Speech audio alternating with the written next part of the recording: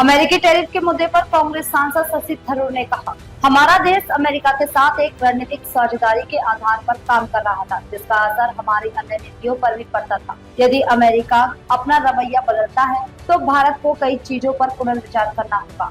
अगर यह केवल एक नेगोशिएटिंग टैक्टिक है, जैसा कि हमने सुना है कि ट्रंप साहब जिस तरह की डील करना पसंद करते हैं, उनका स्टाइल काफी अलग है, जो शायद अंतर्राष्ट्रीय कूटनीतिक में पहले कभी नहीं देखा गया। यह संभव है कि यह सिर्फ उनका स्टाइल हो। अगले 2-3 हफ्तों में जहां हमारे नेगोटिएशन चल रहे हैं, शायद हम किसी नए समझौते या संतुलन पर पहुंच सके। यह अभी स्पष्ट नहीं है, लेकिन भारत के अपने हित में देश जो हमारे नज़दीकी रिश्ता से चल रहे थे, जो मैं कहूँ एक स्ट्रेटेजिक पार्टनरशिप के बुनियाद पे हम काम कर रहे थे और हमारे दूसरे पॉलिसीज पे भी असर पड़ता था इससे।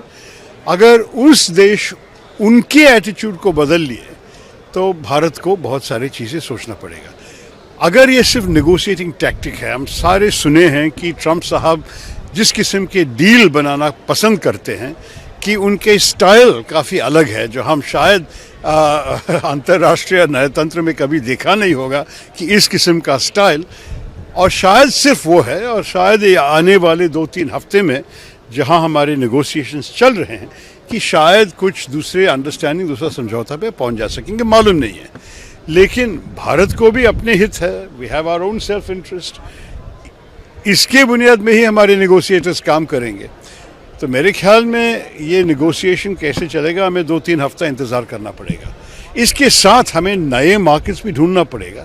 ये नहीं कि सिर्फ अमेरिका पे हम बिक रहे हैं, वो बहुत बड़ा मार्केट है, $90 बिलियन का मार्केट है, लेकिन दूसरे देशों भी है।